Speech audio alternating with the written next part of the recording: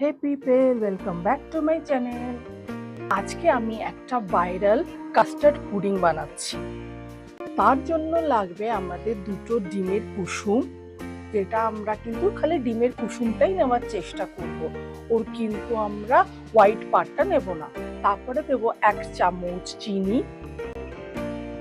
দেন দেব 1.5 চামচ vanilla custard.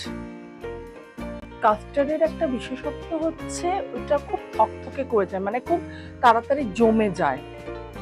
এবার আমরা একটা হ্যান্ড ব্লেন্ডারের সাহায্যে বা ডিম ফেটানোর যেই জিনিসটা থাকে সেটার সাহায্যে আমরা এটাকে ফেটিয়ে নিচ্ছি ভালো করে।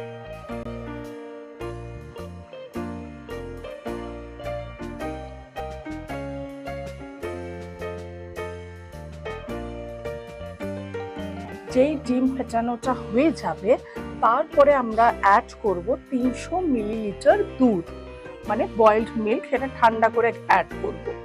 এটা আমরা বয়েলড মিল্ক অ্যাড করছি, র মিল্ক কিন্তু দিচ্ছি না। দেন এটা ভালো করে মিক্স করে নেওয়ার পর একটা প্যানে আমরা সবকিছু মিক্সচারটা দিয়ে দিলাম। মিক্সচারটা দেওয়ার পর আমরা কিন্তু গ্যাসটাকে অন করব।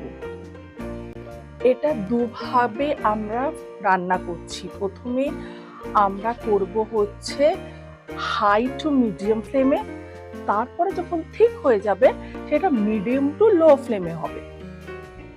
আর এটা হচ্ছে কিন্তু কনস্ট্যান্টলি নাড়িয়ে যেতে হবে, নাহলে কিন্তু নিচে লেগে গেলে কিন্তু সেটা পুরো বসে যাবে আর ওটা উঠানো যাবে না। আর আরেকটা কারণ আছে, এটা লাম্পস তৈরি হতে দেয় না যদি আমরা কনস্ট্যান্টলি নাড়িয়ে যাই। তার জন্য এরকম একটা হাতা রাখবেন, এটা হচ্ছে সিলিকন হাতা, যেটা খুবই ফ্লেক্সিবল, যে যেখানে কোনা কানাচিতে থাকলে সেটা ওঠাতে সাহায্য করে খুব ভালোভাবে। এবার দেখুন অলমোস্ট ঠিক হয়ে এসছে, এটা কিন্তু প্রচুর নাড়িয়ে যেতে হবে যতক্ষণ না একটা থিক কনসিস্টেন্সি আসছে, নালে কিন্তু জমবে না। ওটা লিকুইডই থাকলে কিন্তু একদমই জমবে না। হ্যাঁ, মনে হতে পারে নাড়াতে নাড়াতে একটু হাত ব্যথা করবে, বাট এটা কিন্তু করে যেতেই হবে, আর কোনো অপশন নেই। এই জন্য আমি আর মা দুজনে মিলিয়ে এইটা ভালো করে স্টার করে নিয়েছি, না হলে মার হাত ব্যথা হচ্ছে, আমার হাত ব্যথা হচ্ছে, এদিকে আমাকেই এটা ভিডিও তুলতে হচ্ছে। বুঝতেই পাচ্ছেন এখান থেকে আমরা কিন্তু লো ফ্লেমে নিয়ে যাচ্ছি, কেন কি হাই ফ্লেমে হলে কিন্তু কন্ট্রোল করাটা খুব ডিফিকাল্ট। আর একটা কথা বলে দিই, এটা খুবই ভাইরাল একটা রেসিপি, বাট ওরা যেটা দেখায় স্পঞ্জি সফটের মতন, এটা কিন্তু স্পঞ্জি সফট হবে না। এটা আমি জানি না, কর্নফ্লাওয়ারও অনেকটা দিয়েছে অনেক ভিডিওতে, আবার কাস্টার্ডও দিয়েছে। আমি কাস্টার্ড দিয়েই ট্রাই করলাম, ওই কেকের মতন স্পঞ্জি ভাবটা কিন্তু এখানে আসেনি। আমি জানি না ওরা কি করে ওই স্পঞ্জি ভাবটা করলো। আমি সেম অ্যামাউন্ট অফ জিনিসই দিয়ে ট্রাই করেছি এটা। মেবি ওরা হয়তো বেকিং সোডা দিয়েছে বা ইনো দিয়েছে, যার জন্য ফুলেছে আর স্পঞ্জি ভাবটা এসছে, যেরকম ধোকলায় স্পঞ্জি ভাবটা আসে।